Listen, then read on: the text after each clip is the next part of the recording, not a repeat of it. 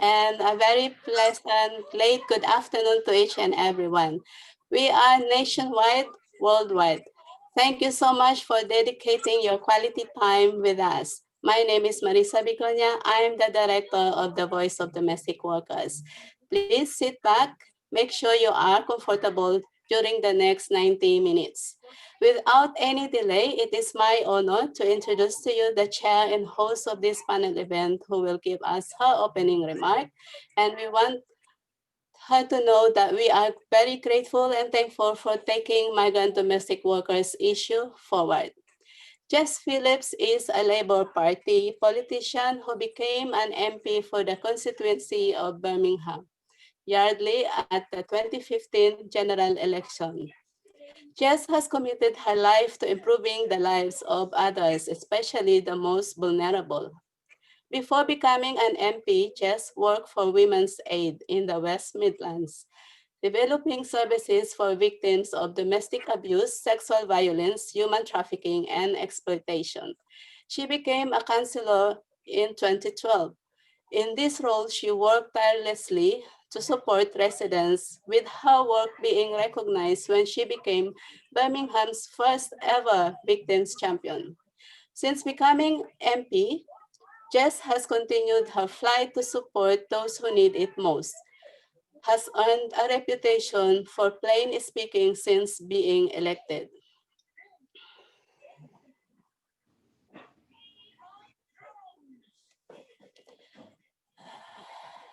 Unfazed by threats and calling out sexist attitudes as she promotes women's rights. Jess has written two best-selling books, Every Woman, One Woman's Truth About Speaking the Truth and Truth to Power, 7 Ways to Call Time on BS. Both books reflect her commitment to speaking up and having the courage to have your voice heard and make a difference. Please join me in welcoming no other than the MP of Birmingham, Jess Phillips. Oh, thank you, Marissa. I always feel like, I want people to stop when they're doing those introductions. It's sort of embarrassing, but thank you so much. First of all, I just want to say that the only reason really that I am in this event, have ever been in any event about domestic workers, is thanks to Marissa. I met Marissa at an event in the Speaker of the House of Commons house that was around celebrating people who had done good work in the field of human trafficking and modern slavery. And she was with Fiona, one of my colleagues who no longer is in the House of Commons. She stood down in the last election, and Marissa sort of made a beeline for me, and we have met since then to talk about the issues that we're going to discuss tonight. I had no concept of the idea of a domestic worker before when I was growing up, or really before I was in Westminster, until when working in a service for victims of human trafficking. One of the groups of people that we would see in our refuges and in our services were people who had essentially been enslaved and kept in people's homes. And what we found in the cases of domestic workers, different to other victims of modern slavery and human trafficking, a higher threshold of proof. That they should go through the NRM, that the National Referral Mechanism for Human Trafficking was, in fact, whether it was the right mechanism for them as well. But also what we found was a sort of varied treatment of different victims of modern slavery. And I think that certainly what we're going to discuss tonight is exactly that, and how domestic workers are treated in our immigration system and in our well, in all of the systems that we are meant to have in this country, which considers itself to be a trailblazer with regards to modern slavery. But our legislation is so often words written on goat skin and rolled up and put in the basement of the House of Commons, as if it doesn't play out in the lives of the people it is meant to serve. And in this instance, I don't think our modern slavery legislation does play out. Then it's sort of pointless being a trailblazer with really well written laws. So it's you know, it's very kind of Marissa to be grateful to me, but I am incredibly grateful to her for educating me on this issue over the past couple of years. And I am really here just to chair the proceedings, and I have quite bad internet and two sons who are definitely not going to listen to me when I tell them to get off the internet. I have no power in my own home whatsoever. It's far from a democracy. It's a totalitarian state where I don't get any say in anything. So I apologize if my internet goes a bit rubbish. But I'm going to introduce the host of speakers that we have here today, and then I will chair the question and answer session later on as well. So the first person I would like to introduce, and I believe we're going to see a video before she makes her remarks, is Dr. Joyce Jiang. She is a lecturer in human resource management and sociology at the University of York. She has been doing research on migrant domestic workers in the UK over the last decade and has published a number of journal articles and chapters and policy reports on migrant domestic workers. I shall now hand over to her to show us her video and to talk us through some of those findings. Thanks for the introduction, Jess. Thank you. So before my talk, I'm going to screen a short video produced by migrant domestic workers in the UK. So between 2018 and 2009, I collaborated with the filmmaker Tasia Koblinska from Goldsmiths University of London. We have run participatory video series for 12 migrant domestic workers from the Voice of Domestic Workers in London. So at the end of the workshop series, they have produced a documentary film called Our Journey. So today I'm going to screen a short version of the film.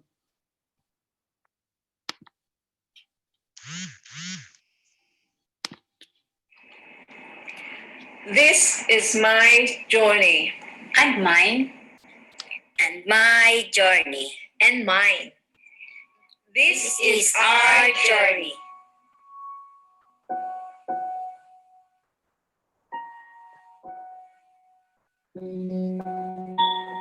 I came in UK last 2004, but I first left my home country, the Philippines, in 1994. My children were just 1, 2, 3 years old. Being a mother is a big sacrifice.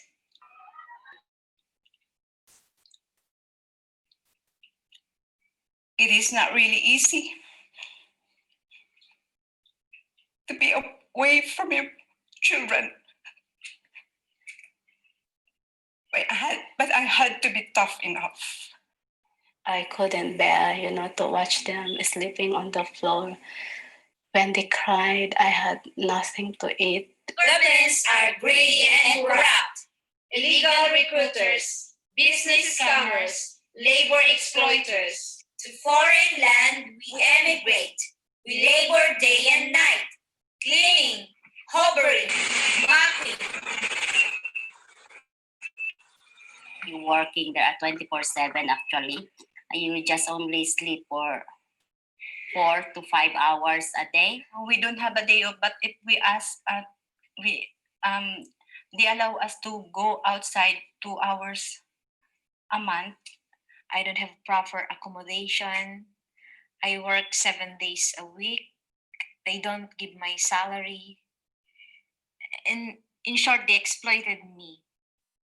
Ironing, cooking, a full load of laundry, I say. Gardening, marketing, car washing.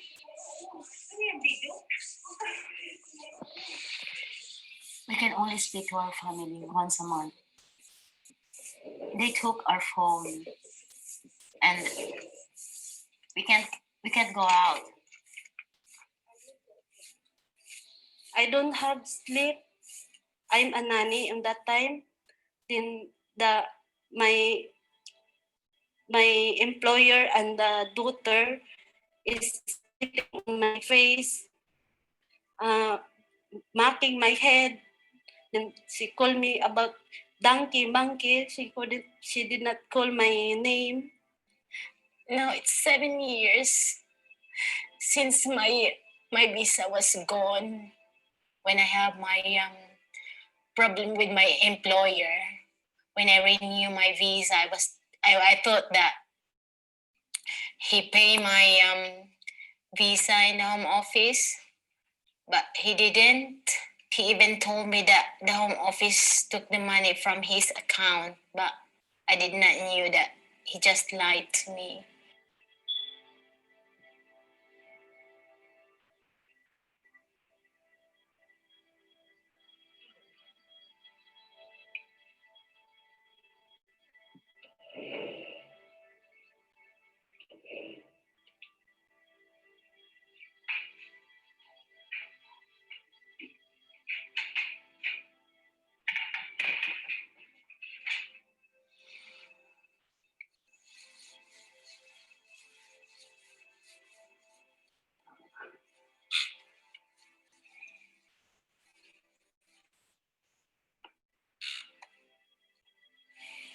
Now, before we rescue them, we try to explain the situation first that after 6 months, they would be undocumented unless they proven positive in the national referral mechanism of trafficking law. That's the only available protection for them if they pass. To me, this law for that is being applied or that is being forced for domestic workers to apply is more on we needed to be raped, to be beaten, to be starved to death to access protection. It shouldn't be that way. There should be escape route that when we are escaping already from an abusive employer, there should be an escape route that would protect us as workers and not as traffic victims.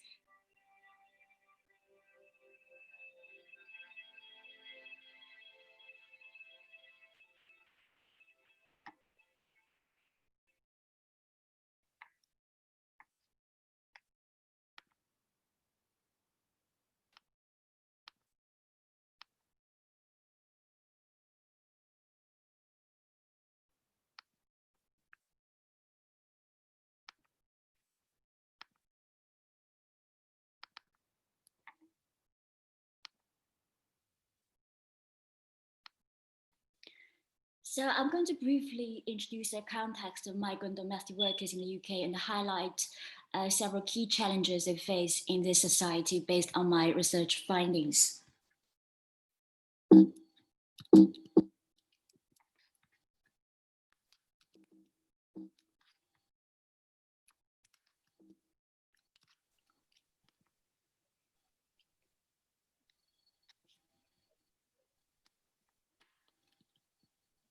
Sorry, Emily, can you hear me? I've got some technical issues here. Yeah, let me see if I can pull it up on my end. Can you see my slides now? No, I've pinned you, so I'm going to remove the pin, give it a shot right now. Give it a shot right now. Mm-hmm.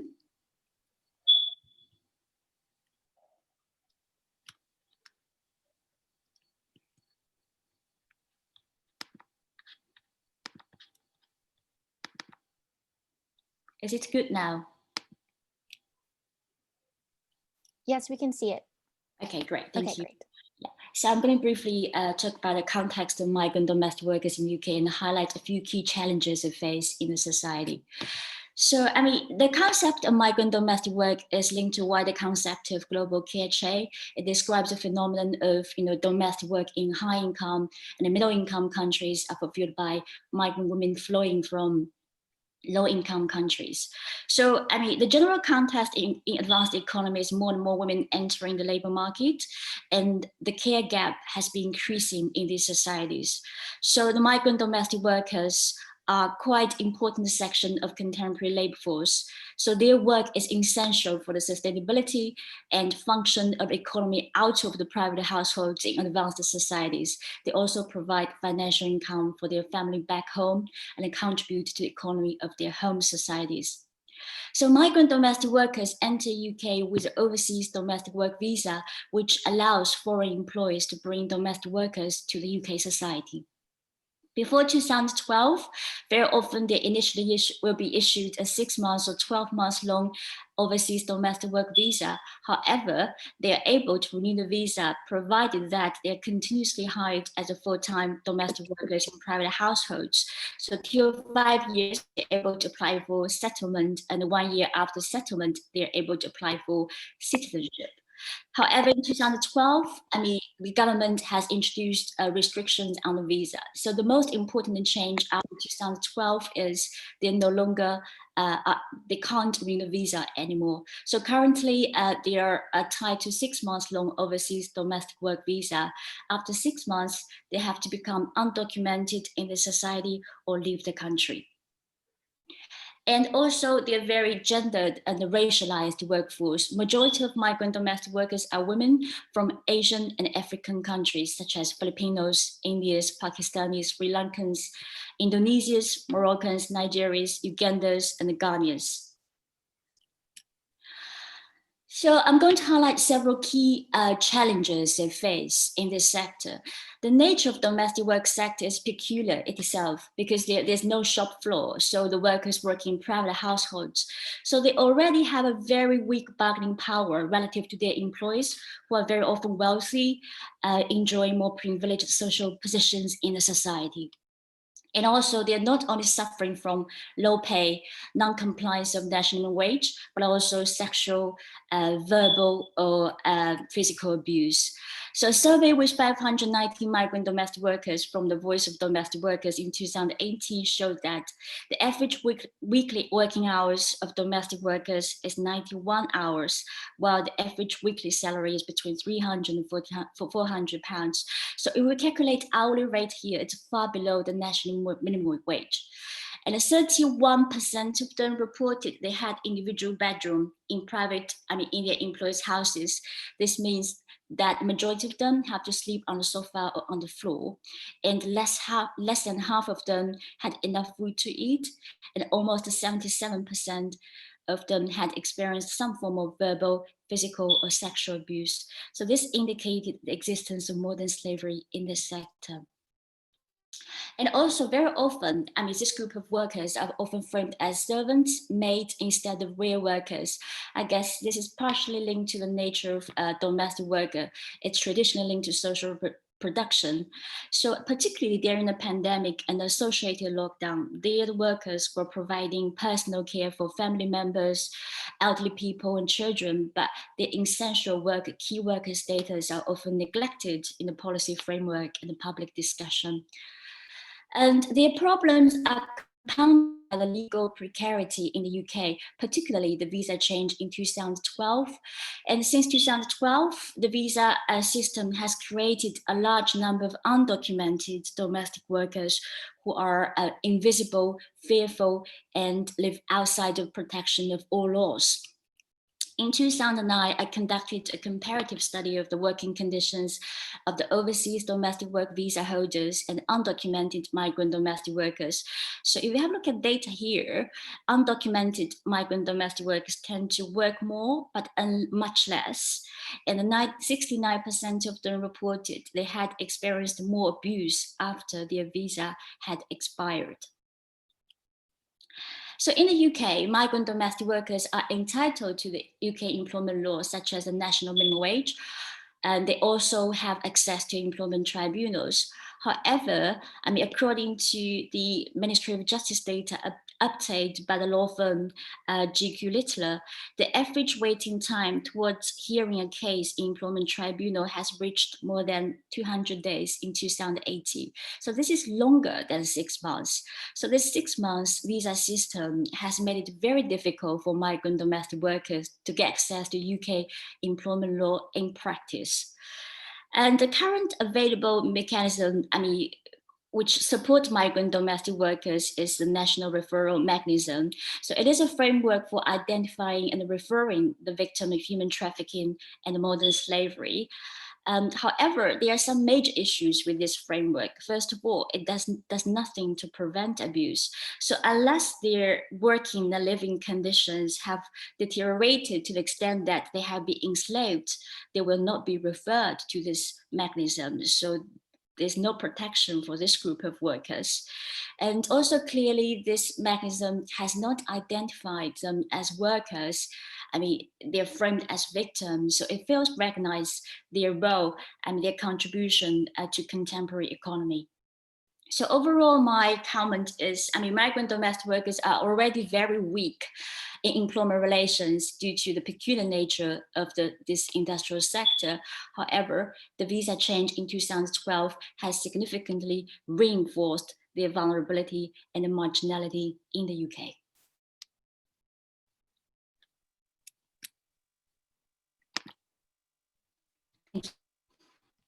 Thank you so much, Dr. Jiang. I mean, it's alarming every time I hear the rates of abuse and poor treatment of these workers who rely for their immigration status on the very people who may be abusing them. It's not an unusual situation, actually, in British law.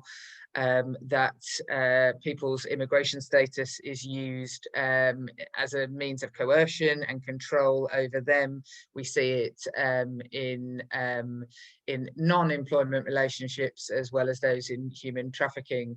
But it seems currently that the UK government seems, for lots of reasons, unwilling to accept well, frankly, the needs of victims of migrant victims of exploitation and abuse in lots and lots of areas, and this is just another one. So thank you very much for sharing your research with us. I'm now going to hand over to Diana Holland, a woman I'm used to seeing in a Labour Party meeting rather than meetings like this. Diana is the Unite Assistant General Secretary for Equalities and Industrial Sectors. She has many years of experience as a union negotiator and representative, particularly campaigning against low and unfair pay, discrimination, exploitation and hazardous work. Her campaigning with others has achieved new standards for many, from migrant domestic workers who she has represented and campaigned with since 1990 to fuel tanker delivery drivers. I'm going to hand over to Diana now. Thanks very much, Jess. And it's a great honour to be here. And I am so pleased to bring the support of Unite the Union that does represent migrant domestic workers, and many migrant domestic workers have been members of the union over the years and are members of the union now. But what I think I wanted to begin by saying is obviously absolutely delighted to add my support and the support of the union to the launch of this campaign. But also I was asked to, particularly having been involved in the campaign, as Jess said, since 1990, to just provide some of the background to the overseas domestic visa rights that we want to reinstate, because they weren't there in the past and they didn't just get handed to us on a plate. When I first got involved, and in fact before then, in the 1980s and 1990s, migrant domestic workers were in this country and were working, but they were allowed to come in on what was called a concession. So they were allowed to enter the country only as a migrant domestic worker working with a family from an overseas country, but their passport was stamped that they weren't allowed to work. There was some terrible record of abuse that was going on in those circumstances. We know what happens when there isn't effective protection from the visa, because we know what it was like when it didn't exist. And all of that was documented and collected. And what we did was we campaigned together, both to protect migrant domestic workers, but also to try and prevent the abuse. And what was felt above all we needed was the protection of a visa and a clear route to come in that ensured that migrant domestic workers were recognised as workers in their own right and not tied, effectively enslaved to the employer, something which the later changes effectively reintroduced to a degree. So I had the experience of attending a meeting organised by migrant domestic workers and others to explain the situation. I didn't know anything about it before, I'll be completely honest. It's shocking and horrifying when you first learn. One of the things that was said was, nobody knows what goes on behind closed doors. And we only know what goes on behind closed doors because migrant domestic workers have had the courage and the solidarity between themselves to come forward and to speak out. And when we heard what was being said, we were put in a position of saying, you can't hear this and do nothing. You have to do something about it. So how are we going to come together to make change? And there was already a campaign happening, but it needed to be bigger. And when migrant domestic workers agreed that they wanted to join the union and to be part of it, there were three things that they wanted. The first one was a union card that had their name on, the only thing that gave them an identity in their own right. Secondly, they wanted to be recognised as workers in their own right, and being in a union meant they were recognised as workers by the union and by those around them.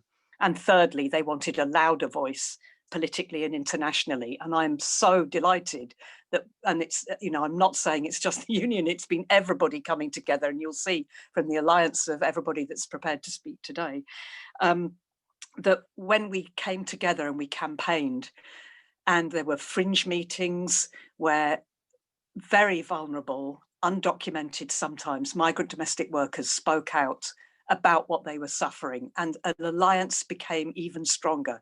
So that when Labour was elected in 1997, one of the first things that was achieved in 1998, when it came into force, was the overseas domestic worker visa, which provided all those vital protections that we're now saying we need to reinstate. And that was not, it was introduced by Labour, but it was supported by all the other political parties on a cross-party basis.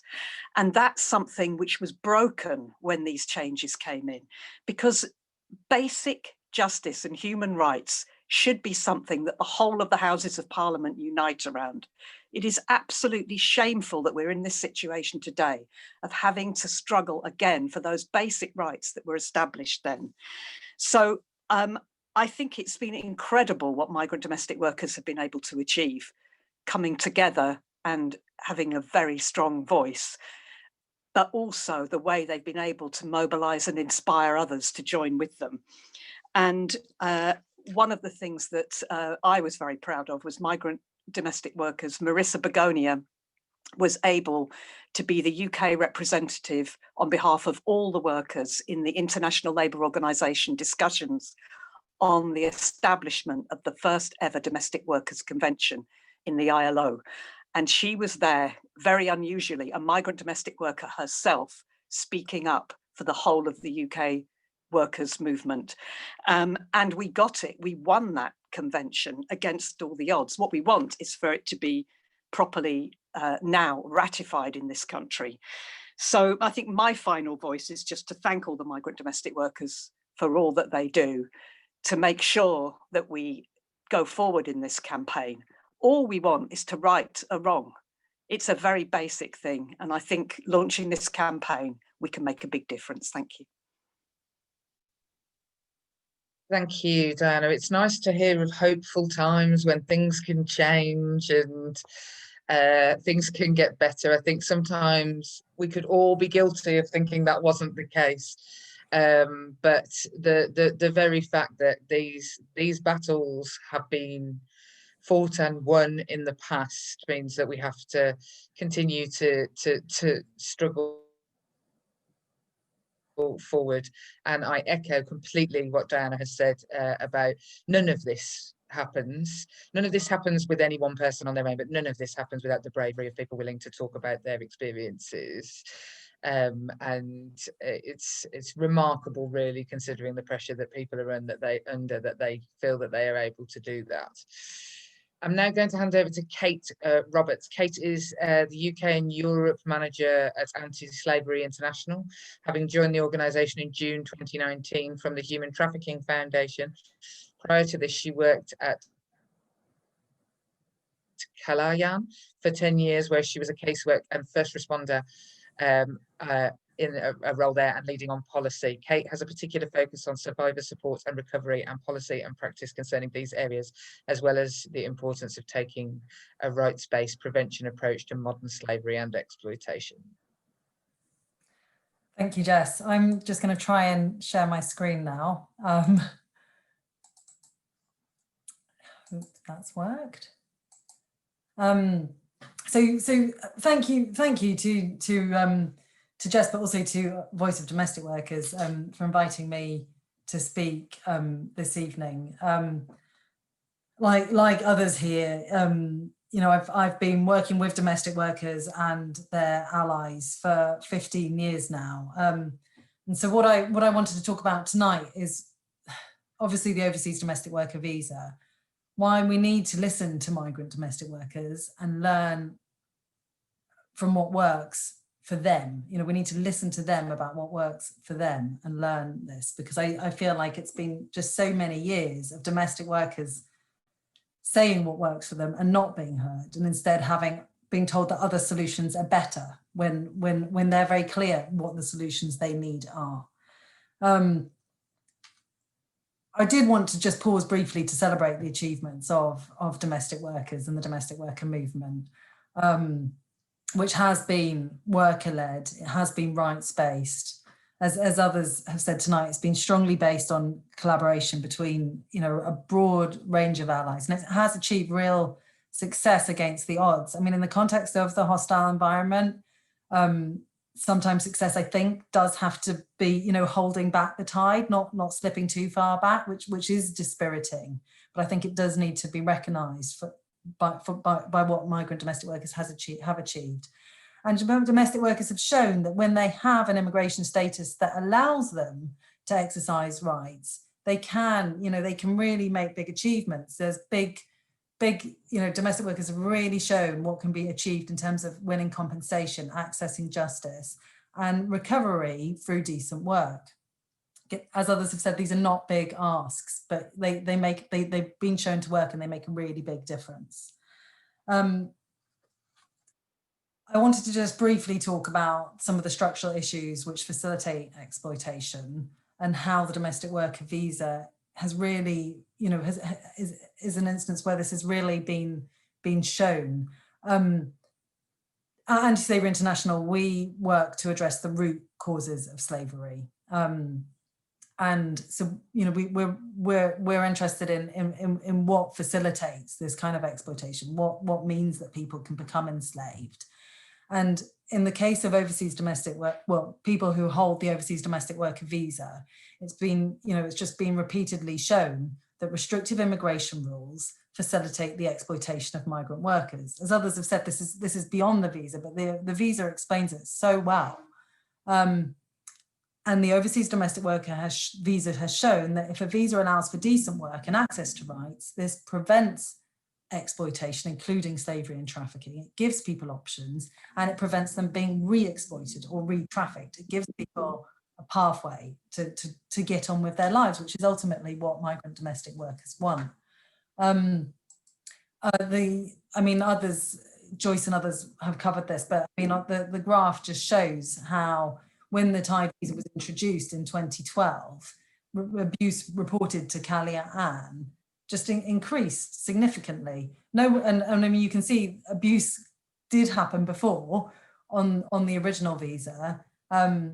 It wasn't a silver bullet, but domestic workers were able to exercise rights, and most importantly, if they couldn't challenge abuse, they could leave and get another job without jeopardizing their livelihood and their immigration status. I'll be brief because there's a panel with huge amounts of expertise tonight, and others will talk about this. But the example of the overseas domestic worker visa has really also shown the importance of decent work. Kalian, I'm sure, will talk about their own important report, Dignity, Not Destitution. But domestic workers have, you know, repeatedly shown that, you know, they migrate because they need to work. People are making really difficult choices to work and support their families. And if they don't have this right to work, it's something that exploiters can use to create a vulnerability. People need to be able to exercise their rights to access employment law and to challenge exploitation. Because if the worker and the employer know that the worker has options, they know they can leave and find another job, and it does much to prevent abuse. But ultimately, if people are abused, they can leave, they can rebuild their lives, and they can avoid re-exploitation. None of this is rocket science, and it is just really frustrating that it's something domestic workers have been saying for so long and presenting, they have the solutions, but not being listened to. So I just really wanted to finish by saying, we're now 5 years after the Modern Slavery Act. We're 8 years after the disastrous changes to the domestic worker visa made in 2012. And just to repeat, when I started working with domestic workers in 2005, there was much domestic workers could do to challenge abuse, to rebuild their lives. We'd really hoped to be working and building on those rights from then. But instead, it is frustrating that domestic workers are having to campaign so hard and do so much just to catch up with what they'd already earned, what they'd already won. Many of you will be familiar with the independent review of the overseas domestic worker visa, which happened in 2015. And they made recommendations which aren't quite what we were asking for, but the review made really clear that domestic workers needed to not only be able to change employer, but also renew their visa. So they could meaningfully leave an exploitative job and look for other work, knowing that if they were able to secure that work, they could apply to renew their visa. But these recommendations have not been listened to. So it was just, I just want to end by saying, domestic workers are really clear on that what they need as a minimum is the pre-2012 entitlements. And we really need to support domestic workers in this campaign and then earn those rights and then build on them. Thank you so much, Kate. I mean, I agree entirely with everything that has been said. I'm now going to hand over to, well, the legendary Marissa Begonia, who I don't think anybody who has ever worked in any, even on the peripheries of working with domestic workers' rights and not come across Marissa. As has been said, she is a domestic worker, a mother of 3, and the founding member of the Voice for Domestic Workers, which provides support, education, and a voice for all domestic workers in the UK. It also mounts and rescues for domestic workers stuck with abusive employers. And this is a quote from Marissa: "Not everyone has the courage to fight. So she fights on the behalf of domestic workers in the UK, helping them to flee abusive families and find safety." Marissa will be joined by her fellow domestic workers whom she rescued from abusive employers.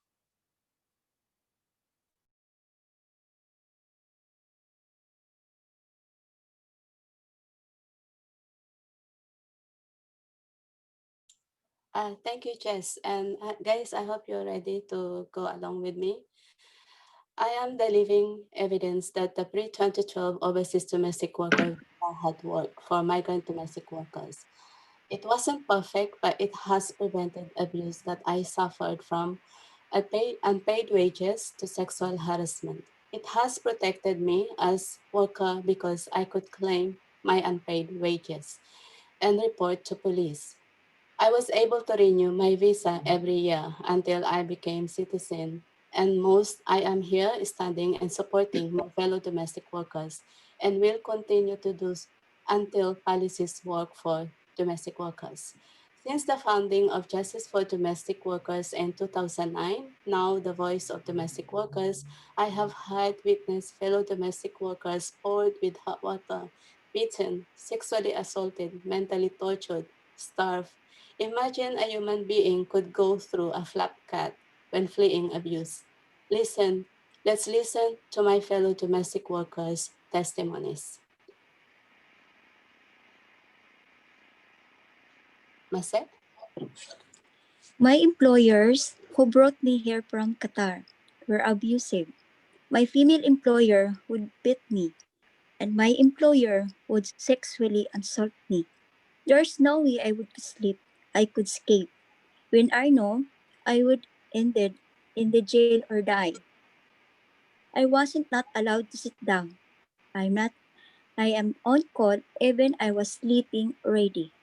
This employer would never call me my name, but animal and dog. I work almost 24 hours because I sleep with the children rooms in the floor. So when I sleep the children were awake, I would wake up too. I only ate him once a day. I drank water to survive. On June 2018, my employer told me we're going for holiday and I have to go with them. They didn't know, didn't tell where we going. I went to embassy to apply visa with driver with me. I didn't know where the ban of London because I wasn't allowed to read the documents. He asked only me to sign it, and we arrived in London in July 25. I did not see my passport and visa. I worked all day, every night. I was very tired and hungry. I didn't even have time to eat, to chance to eat. When my employer started insult and shouting me, telling me I'm an animal and I'm nothing, I answered back angry because I could take anymore. So in the morning, I decided to escape, and this time it was raining. I did not have money and no clothes, and I was very scared because I didn't even know where I was going. But I realized how long my body could take the physical, verbal, and sexual abuse, and I have to suffer. I am a single mother, who just want a good future for my child and better to life for my family. In the bus, the woman helped me who talked to the driver to let me ride in the bus even I didn't have money. I could remember which station I stopped. In the bus station, there was another woman to give me a number to call. And this number is the phone of the voice of domestic workers, and sent me taxi to picking me up and brought me to the same place where I was sheltered temporary. And now I am in the under of national reference mechanism with temporary job. But I'm still worried if I ever get negative conclusive ground decision. What should I do?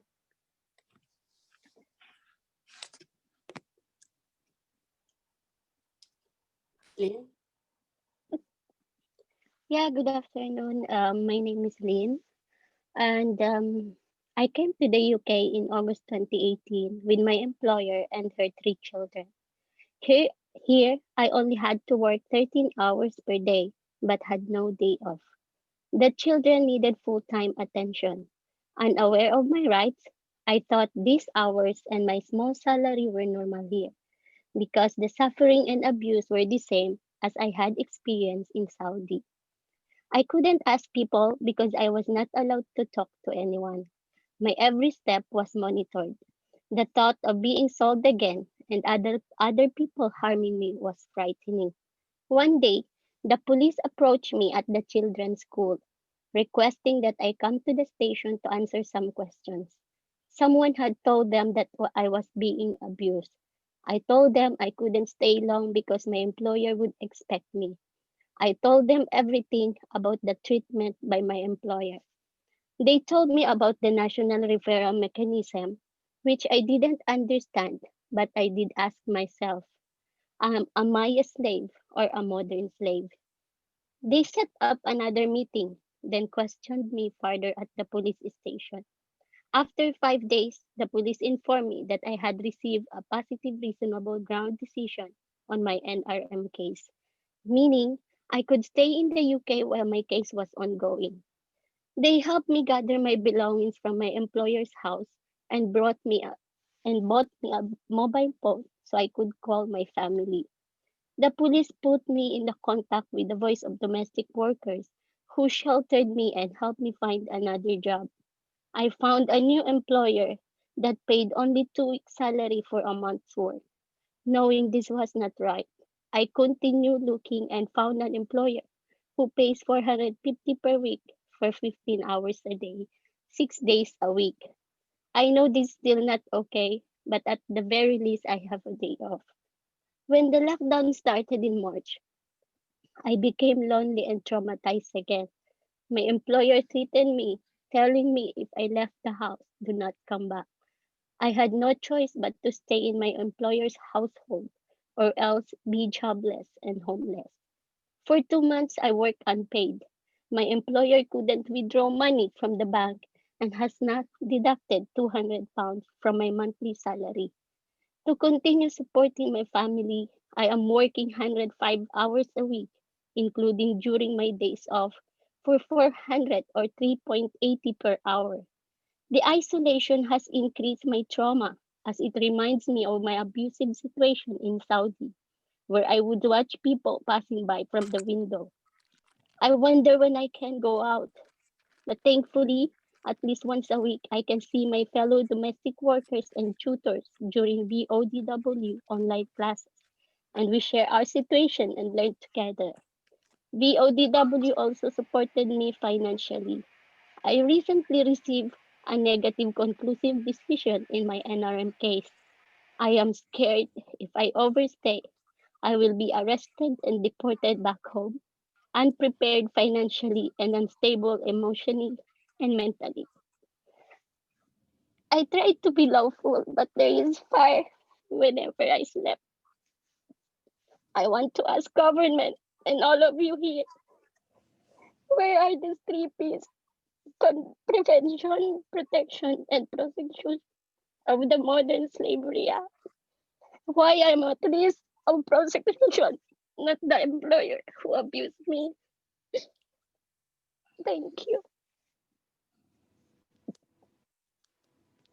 Mimi.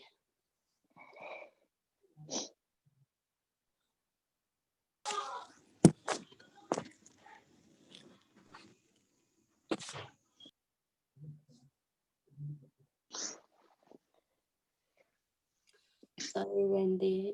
You drink water first, yeah? Mimi, are you there? Okay.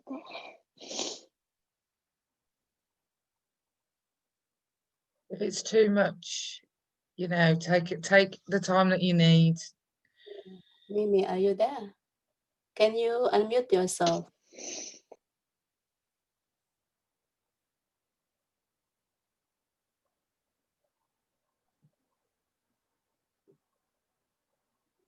She's not here. Okay. Maybe I just read it for her. So this is Mimi's situation. My employer from Dubai, United Arab Emirates, brought me here to London in 2014 after 10 months of working for them. When we landed, a fleet of cars were waiting for us. Sorry, I got lost. Okay, I'm here. I'm back. Go on, Mimi. Sorry. Okay, working for my Emirati employers was tough, and I couldn't even describe it as hellish. I was working 24/7 without any day off or breaks during the day. Even drinking water in the middle of the day wasn't allowed, to the point that I had to hide a bottle of water in my bucket with my cleaning materials so I could drink while I was cleaning the toilet and no one could see me. Where's the next page? Next page, please. I was not properly fed and not properly compensated because little mistakes in my work were deducted from my salary. There were months in which I didn't get paid, but I had the courage to escape and free myself from all their abuses. Although I was so scared, I managed to do it, full of hopes and dreams for a better future for my family. I became undocumented for 2 years and homeless. I struggled and was scared of being caught and deported. In 2016, a friend brought me to Justice for Domestic Workers, now VODW. I found hope. I found out that the only option I had was to be referred to the NRM and be assessed as a victim of trafficking. BODW referred me to Kalayaan for the NRM assessment. After a few weeks, I received a positive reasonable ground decision, which gave me the leave to remain temporarily for 45 days or more while waiting to know about the final decision. But during this period, I am not allowed to work. This is very difficult to not be able to work. My children needed my financial support.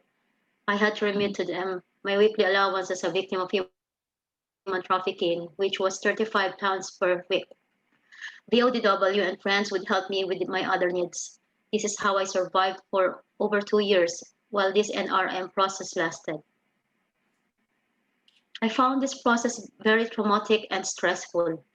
I had always the fear of what would be the result of NRM, especially the pressure of getting a negative result. If that was the outcome, I would have no choice but going back to Philippines. I didn't know how else to prove that I was a victim of trafficking. I didn't know else to prove what happened behind those closed doors in my employer's house between him and me. I felt that my experience and story was questioned, as they were just relying on what I said and I couldn't give any witness that I was trafficked and abused. After 4 years of being under NRM without right to work, I finally received the positive conclusive decision which recognizes me as a victim of human trafficking. This means I could apply for 2 years domestic worker visa. But even though the Home Office granted me with this, I am somehow still upset. I feel that there is still no justice. My abusive employers are freeing me as a worker. I really don't want to be treated as a victim who needs to be supported by the government. What I want is to be recognized as a worker, as an independent worker who is able to provide for my family. I received my overseas domestic worker visa that allows me to work. I began to look for a job and I found one, but during lockdown, I was terminated without notice and pay. I'm worried that my work visa started running. I feel like this is a death sentence because I was only given 2 years visa, non-renewable, and 1 year is ending soon this December. I haven't even found a stable job. After 2 years, what is going to happen to me at the end of this 2 years visa? This visa will automatically kill me again. Next week, we will be rescuing a domestic worker. Her employer brought her here from Saudi last 9 months ago and didn't exited her when her visa has expired 3 months ago. And she continued to work with this employer with her Saudi salary being paid in Saudi through her colleague, then sent to her family. She has been working for almost 24 hours a day, no day off, and unaware of her circumstances because she never see her visa and passport, which her employer kept from her. She couldn't go back either to Saudi because her work visa there has expired too. She is now technically living and working illegally for being undocumented. May I ask everyone, whose fault is this? I'm sure in immigration system, it's domestic workers' fault for innocently overstaying. Witnessing and hearing this again and again, I couldn't help not to be angry. I am so angry. I am angry on how the system facilitates abuse and continue to systematically torture migrant domestic workers under national referral mechanism, in which at the end of this process, go home, you're not a victim. True enough that most domestic workers are not victims, but workers whose rights have been removed in 2012. Coming here in the UK and after fleeing from abusive employers could be a life changing. We can do so much to help them rebuild their lives. But what are we doing? What kind of system we have here in the UK? A system that practices kefala, like the Gulf countries. A system that criminalizes domestic workers. And government is so proud of their Modern Slavery Act as the best in the world. As world leader in ending modern slavery and trafficking, it is never too late to make this right for domestic workers by reinstating the rights of domestic workers. These rights are right to change employer, right to renew visa, right to settlement, and right to British citizenship. Not allowing migrant domestic workers to renew visa before their 6 months visa end and force them to the only available option they have, which to apply in national referral mechanism, is not a solution, but another exploitation. The pre-2012 overseas domestic worker visa protected and recognized us as workers. Because that's what we are. We are domestic workers. We are workers. Thank you for listening. Thank you, Marissa, and to all the women who spoke to us there. It is deeply moving to hear testimonies like that. And as Diana already said, you just cannot hear this and not think that this is wrong. I just want to offer as well to Wendy especially, that if you want to send me your case, I will personally take it up with the Home Office at your negative grounds decision. And I'm more than happy to help do any of the casework that that comes through yourself, Marissa, if you need me to be basically, I'm going to swear now, bollocking the Home Office about certain things. I'm more than happy to do that, because that just, a negative grounds decision in this basis just doesn't seem right to me as somebody who was a first responder like Kate was in this circumstance. But thank you so much for sharing your experiences with us. I'm now going to hand over to Grace Brown. Grace is a practicing barrister and a member of the Garden Court Chambers. She has a long history of representing claimants in their cases against the Home Office, which cases invariably involve human rights issues in a range of areas such as gender-based protection or asylum claims, domestic violence, and claims involving children's rights. Grace is acutely aware of the impact of the hostile environment on migrant individuals and communities, and is actively involved in seeking to highlight these injustices in trying to seek redress for some of those affected. Thank you, Jess, and thank you all, and particularly Voice of Domestic Workers, for inviting me along to speak this afternoon.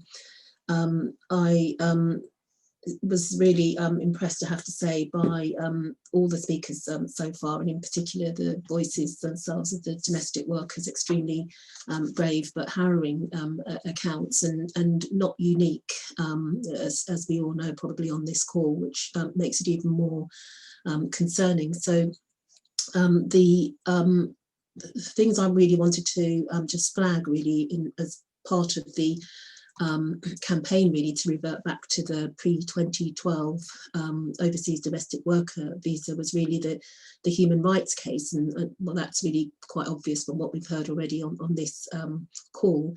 But in terms of the law and how the law applies to the current visa requirements. So there's been some reference to it already this afternoon on this call, but of course we know that visas are will only last for 6 months, up to 6 months, and that they are there's no way to renew the visa after or even before it expires. But also one of the changes that has happened since 2012, and this is not specific to overseas domestic workers, is that those people that become overstayers or undocumented will or could be liable to prosecution, certainly a criminal offence is committed just by that very act of not having employment. And so they risk being prosecuted. The penalty for that is 6 months imprisonment and an unlimited fine in England and Wales, and a maximum in Scotland. So domestic workers have that over their heads as well, that the visa won't be extended, and that of course they're only limited to the employment markets of domestic work, so they can't really obviously go out of that.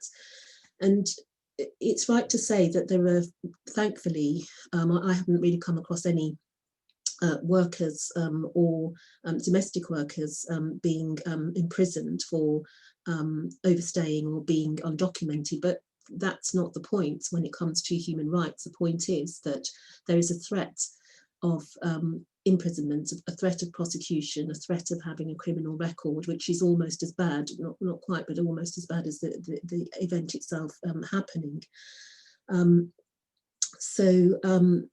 I should add as well that the change came in as a result of the 2016 Act, which was one of a raft of legal changes that came into effect around that time, just before and since, which were attributed to the hostile environment.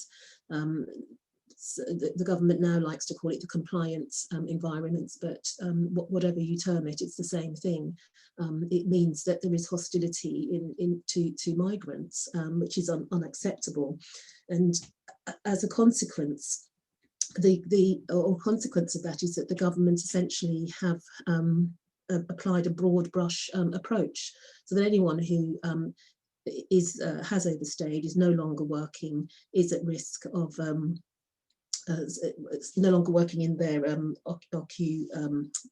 occupation or the job that they came into, and or working illegally, more importantly, sorry, that they risk being criminalised.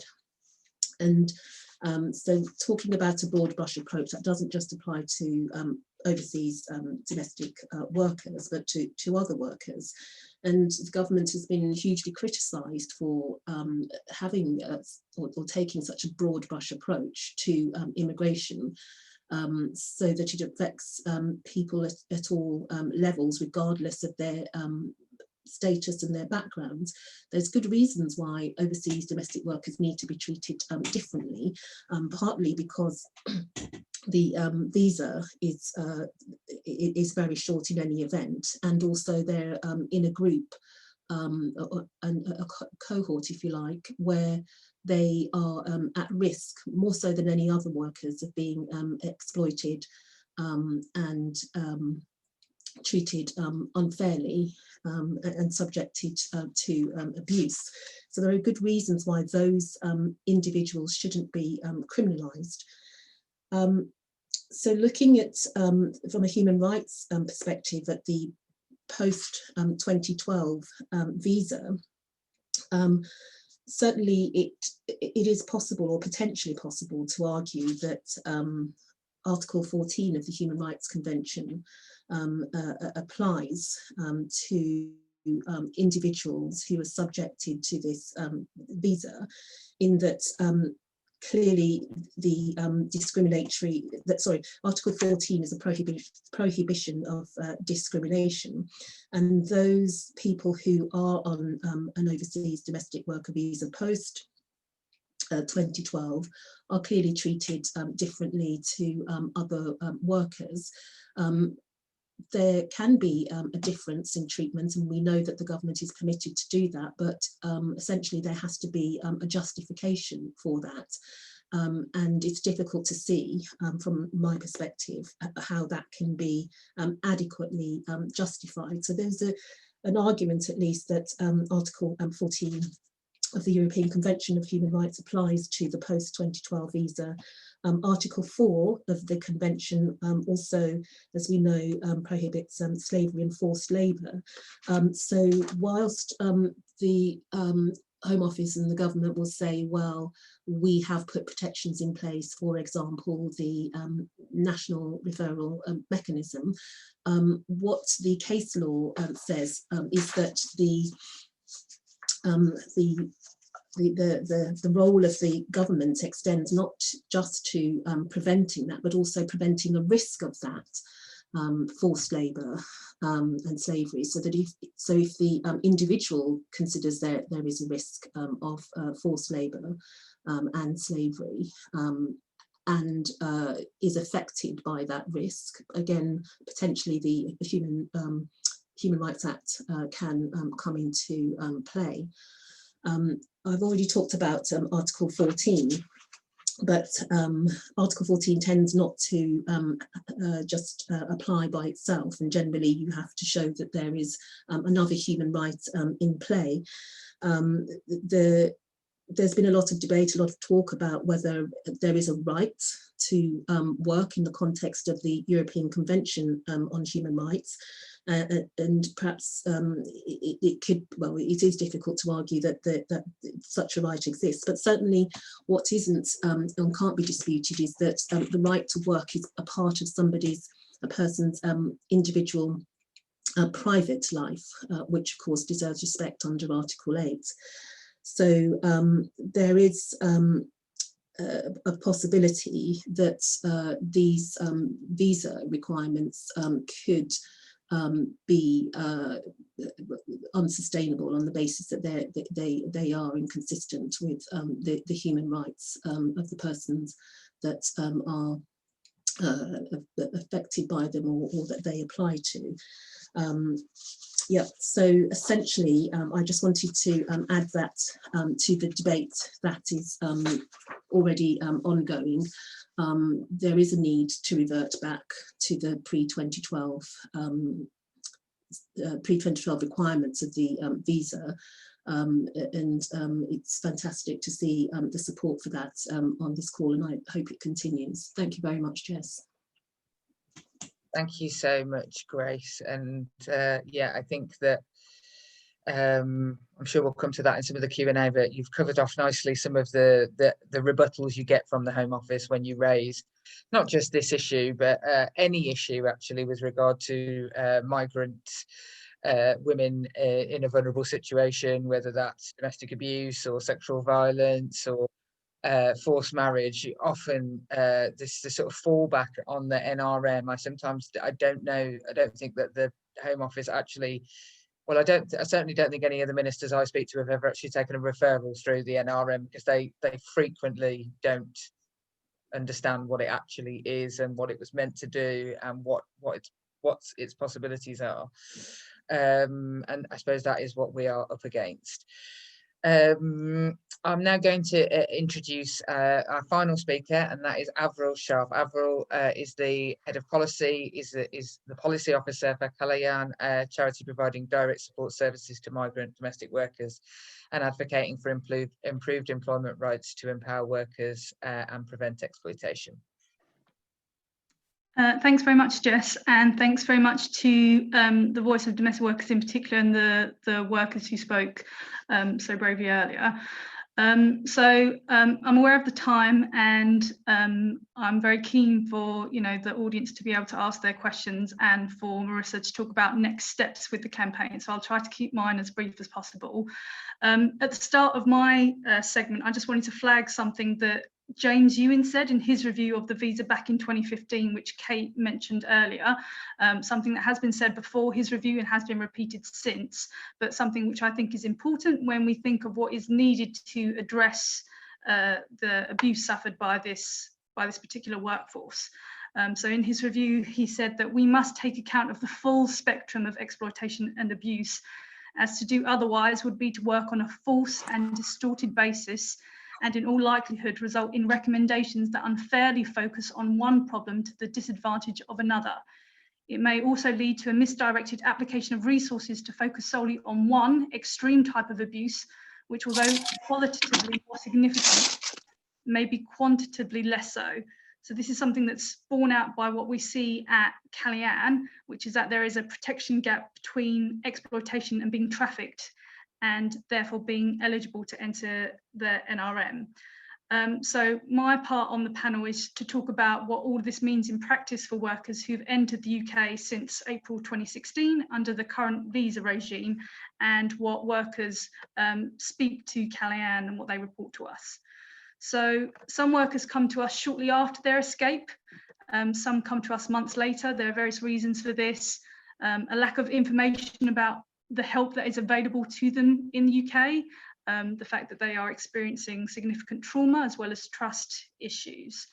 In the report that Kate referenced earlier, our 2019 Dignity Not Destitution report, we reported on the average length of time that it takes a worker to come and register at Calian, which was 88 days. So it's almost 3 months. When you think about how long a person's visa is, that's almost half of their visa. So for the majority of people that come to see us, Calian is the first point of contact for giving information and legal advice to migrant domestic workers. We have registered 402 workers since the 6th of April 2016, which is when the latest or the current visa regime took effect.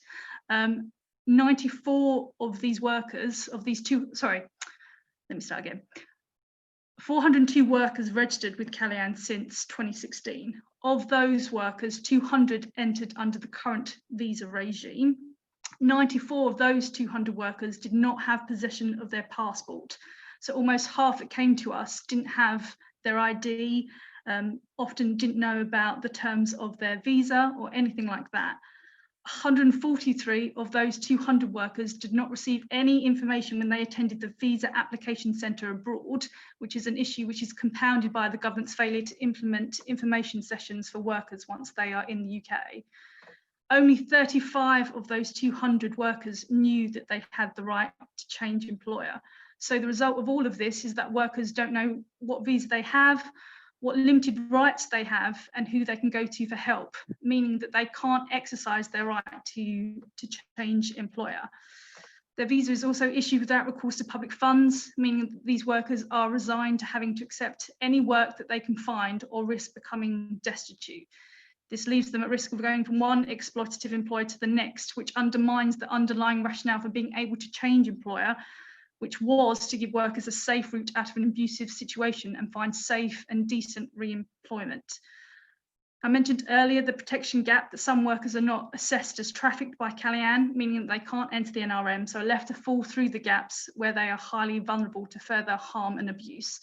And you've heard from workers directly tonight about those who are even in the NRM, which is meant to be a system designed to support victims of trafficking, that then still not adequately supported. They are barred from working in most cases because their visa will have expired by the time they enter that system, which means that they are forced to survive on £39.60 a week.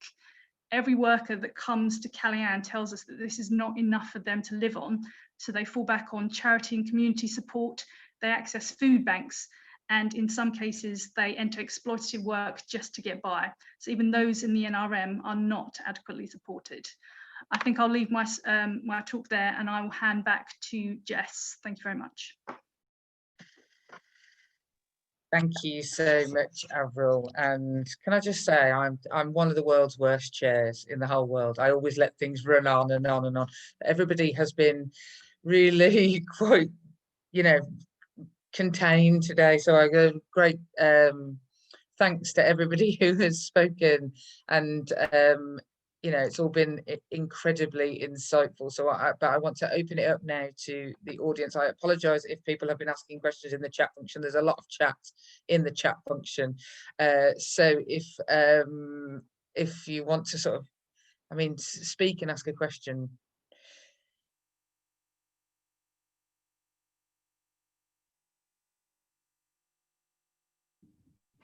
Can I ask a question then? Go for it. Yay.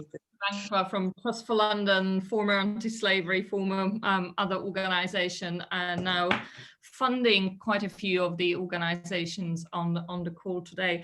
I had sort of possibly two questions. One is I would like to hear the views of Calian, Voice of Domestic Workers, and others on the new single enforcement body that is supposed to be formed, and the fact that private households are not considered workplaces. However, there is precedent in some countries for labour inspections being carried out in private homes, for example, in Ireland. I haven't heard much about the success of it or not, but certainly we do have opportunity to potentially challenge the government when the new enforcement body is being created. So I just wanted to hear your views on that and any work that you might be doing or considering of doing.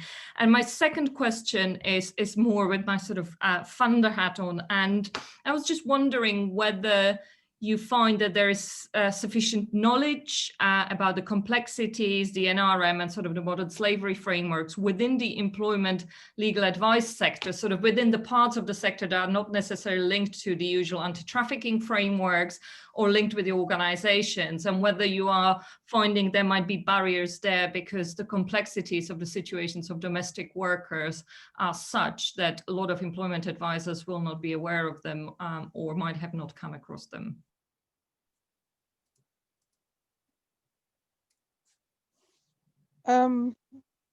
I would like to ask a question, Louise. Go for it. You know, as far back as 1974, I can remember when I returned to the UK, we started campaigning against the abuse of domestic workers from Nigeria and Ghana with the diplomatic staff, because I met some women. And to know, and then when I moved to Germany and then to Brussels, some of us campaigned, a lot of us campaigned against, most of these women were from the Philippines. And not only were they treated as domestic slaves, they were also sex slaves within the households, from father to son. And we campaigned. I mean, I'm 69 years old. And to know that this is still going on, I find it very painful, and I am angry that the human rights that says that people should be treated with dignity is not being enforced against these employers who are using the diplomatic immunity to carry out these abuses. Some of these women have been killed, and even men, they have been murdered. And any government who is still condoning these practices and treating these ladies as the criminals, not as the victims, they are complicit. They are part of the problem that this is being allowed to. And we need to bring the UN into this. It can no longer carry on. These women should no longer endure this kind of treatment. It is wrong. It is wrong.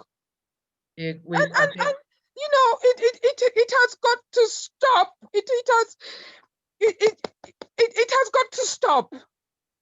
I think that we all on this call completely share your total passion and exasperation that we're still having to say the same thing, it seems. You know, you're saying, I mean, to be fair, 1974 was 7 years before I was born, but how many years will we have to keep continuing to hear these stories? And I lived in Italy. I lived in Carpe, and a lot of the African women escaped and turned to prostitution and fell into the hands of pimps. In Modena, I used to go to Modena and rescue these women. They used to call me the witch, and because my mother was part of was friends with the god. I even got my mom to speak to Shagari to help the Nigerian women who were forced into what the Philippine ladies were suffering, and something was done about it. But then, of course, when governments change, nothing happens anymore. I mean, unfortunately, the only way to stop governments changing is not preferable either. But okay, I'm going to hand over to the panel to answer. So we need to take this matter to the UN, and all these witnesses should appear in front of the UN to say enough is enough. I agree. We could do that next March if we can go. I'm going to hand over to the panel. Yeah, thank you so much.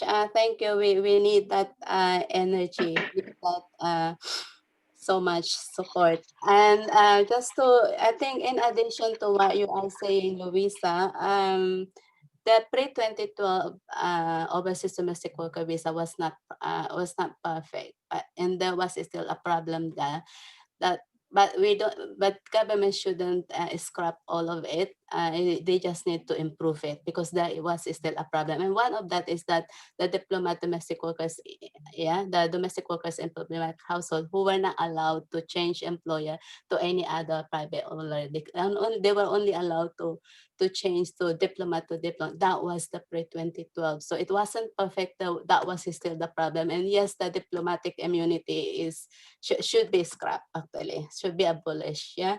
But also to answer the other question on employment, there's so much complexity. I agree with Clara. There's so much problem, It's hard for us, for the domestic workers to just show this, the NRM positive RG, the letter they received, and it doesn't even say they have right to work.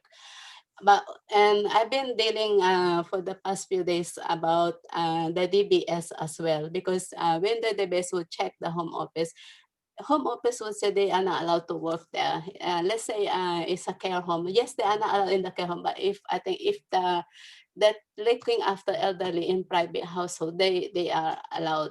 But it's so difficult to explain that again and again to any other employer. So what expertise, I think we're learning along the way. I've been following the cases of migrant domestic workers of our members, and along the way I'm learning how we can find way, to so that they could be employed, that employers are paying tax and NI. But unfortunately, the employers are not even respecting this.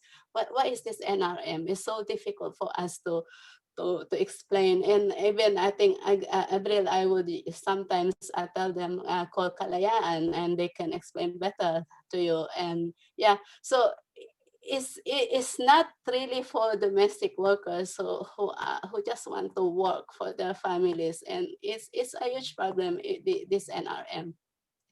I mean, I've met lots of police officers, Marissa, who don't know what the NRM is. So the idea that, you could be going to care homes and trying to explain that people were allowed to be in this country under the basis of the NRM seems like not a solution that would be a reasonable one. Does anybody else? Avril, did you want to come back on any other questions? Or I think one of the, okay, that's fine. I have another question here from Lara, who says, I realised that both so far who were coming from the Gulf countries, so we heard two accounts of people, one from Saudi, one from Qatar, one from Dubai even, where the kafala system exists. Has anybody looked into this as a factor in relation to the situation in the UK? And I suppose to sort of expand on that, what is the most likely trends of the employers of domestic workers? Because both Diana and I suppose, we both in our comments said, well, we didn't know that this was a thing, because where I come from, people don't have people living in their house looking after their children and doing their cleaning. It's not something that is necessarily that familiar to lots and lots of British people, and that's why I think it's important that we've got sort of a job to do in that regard. But what is the sort of makeup of a large group of the people who you're finding? Is it a mixture of people who are coming in from abroad or British citizens? What's the makeup? Can I say something, Jess? Yeah, I mean, I conducted a survey with 40 migrant domestic workers in 2009. I mean, 40 is not big sample, but it says something. The nationalities of the employees are highly diverse, ranging from French, German, British, at least like 12 or 15 nationalities, mentioned in their report. I do find their working conditions are not significantly better, because there's assumption, because they come here with Middle East employees, people think they're quite abusive. But from this survey, I would say, the average hourly rate is still like £5 per hour, far below national wage, I would say still I don't see big improvement when their employees nationalities are highly diverse, because I think the nature of the sector is quite unique. I think the first question about monitoring labor conditions in private households, because it's impossible here, and migrant domestic workers are also excluded from health and safety regulation because they don't work in traditional workplace. They work in private households. There's a privacy issue here. Yeah, I think that's a very good point about health and safety.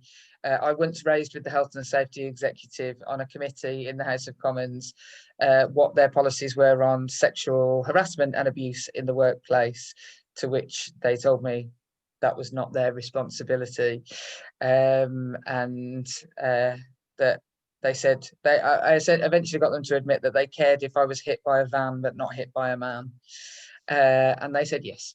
So can I just quickly say on, I mean, I think this relates to Clara's question as well. I think that, you know, it's quite clear that while we keep employment in a private household really outside of the reach of UK employment law, and, you know, this employers across the board take advantage of this. So I think, you know, it's certainly when I worked at Callian, it wasn't that employers from one place would be more likely to abuse a worker. It was that there was a lack of protections in place for workers. Yes, I mean, I think that you know, it's sort of, these are the cases of people who are living in properties, but you know, the sort of outcry that one saw in the lockdown about, you know,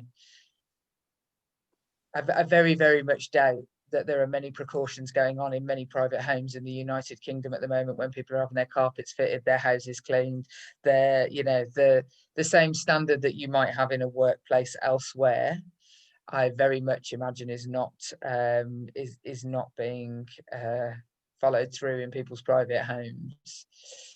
Is there any further questions? We've gone 8 minutes over. I told you I'm a bad chair. Could I ask a really quick question? Yes, go for it. May from The Independent. Yeah, so just obviously like the issues with the visa have been ongoing since 2012. But I just wondered, because I noticed that a couple of the women who bravely spoke talked about how the pandemic had affected them and made things even more difficult. I mean, do we think that the pandemic has kind of exacerbated the situation, and has it kind of, I guess, highlighted the issues a bit more, and is it kind of a way to maybe push the government to make it a priority now, perhaps? That was directed to anyone on the panel. I'm just kind of interested to know like what's going on. I think that I will just pipe in first, is that I think that everybody thinks that the pandemic is a good way to try and get various, you know, sort of, because there was an outpouring of caring in the beginning, and an outpouring of understanding of the kind of people who are working in our country, hard for our country, etc., etc.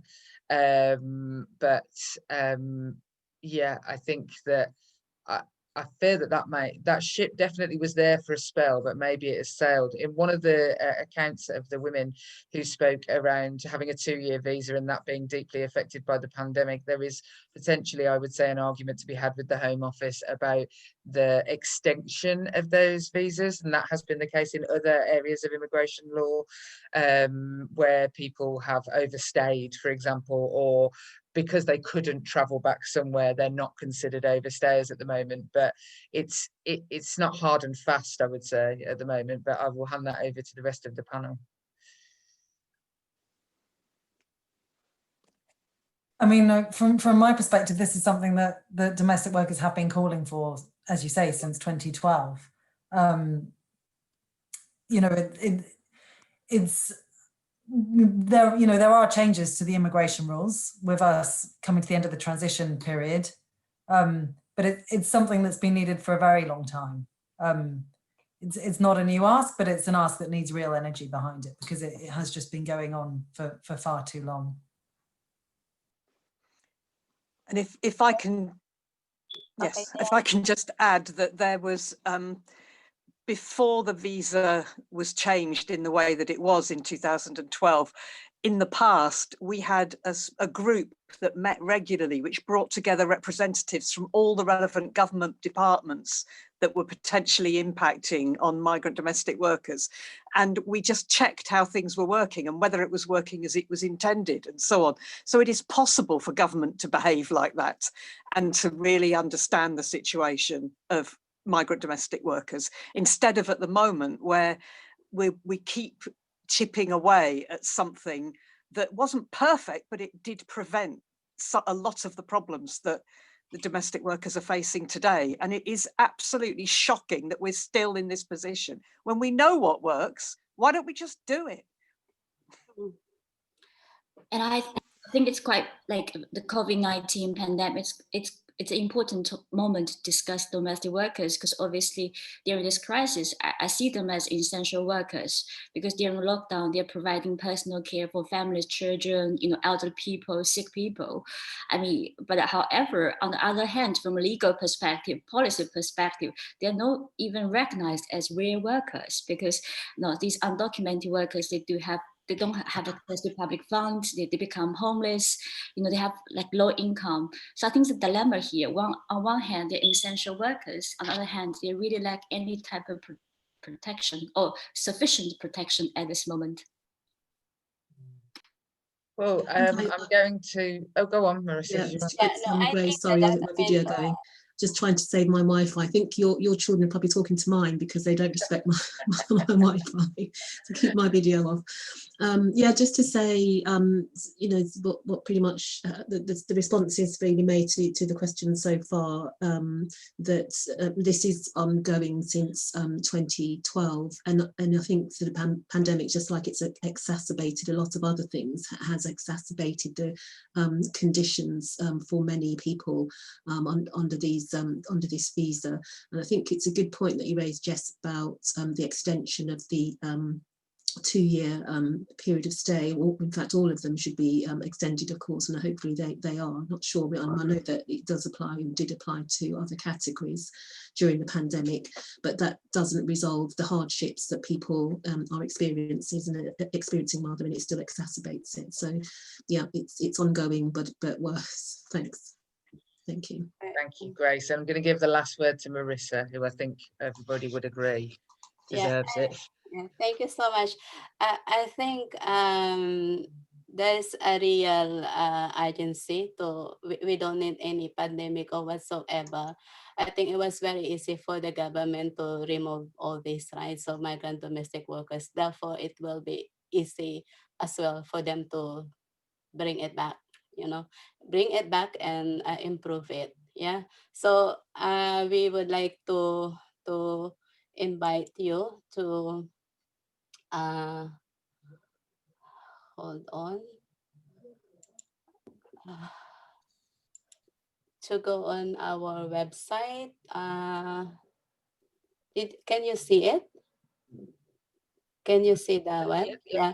So there is a pledge your support for migrant domestic workers. So it explains a bit of it, but there are links that will help you also go to the research of Joyce Jiang. And we have petition here. Just to let you aware that we're looking for 10,000 to have the response from the government, but also we're looking forward for 100,000 to have a debate in the parliament. So hoping you will continue to support us with that. Yes. We have right to your MPs. There is a template here already that you only need to put who is your MP, and there is you have find your MP here. So it's easy. There is also a template for you to just put your MP and then your name in it. These are the parliamentary briefing from all our allies, Unite the Union, TUC, Kalayaan, Anti-Slavery International, that we put together. And we have this COVID-19 briefing. So just go to the website of the Voice of Domestic Workers, go to Get Involved and Campaign. So you will find this one here. So hopefully all of you who are here tonight will go to this website and and sign the petition and write to your MPs, but also please share this as widely as possible. So thank you so much to all of you, and we're looking forward for more actions, of course. Thank you to everybody for coming along and joining us, and a massive thank you to Marissa and all those who gave us their testimony, and to, well, I mean, Marissa, without you, honestly, I don't know there are lots and lots and lots of women in the UK indebted to you. So a huge thank you for your efforts and your work. And we will certainly continue in trying to improve this situation, which I don't know how anyone could hear and not think was just wrong. Thank you. Thank you all for coming. And I would like to say, I am so deeply sorry for all the sufferings each and every one of you have had to endure. You are God's children, and none of you deserve to be treated like this. You are human beings, and the wickedness that humans do against each other is terrible. So I am so sorry. I am so sorry. So sorry. Thank you, everybody. Thank you to Take our care. panelists. Yeah. God bless. To my fellow domestic workers, thank you. I can see you. You are ironing. You are looking after elderly while you're joining us. Yes. Thank you so much. Jess, thank you so much. We You're kept in welcome. touch for the next step. And yeah, Diana, Holland, Kate Roberts, Joyce, Jiang, Avril, Grace Brown. Yeah, thank you all. And to all of you nationwide, worldwide, I know we are worldwide tonight. So thank you so much. I don't have to mention everybody, but No. we take us with you in your heart. Thank you. Yes, we will. We will. We will. We'll Keep send the safe. petition.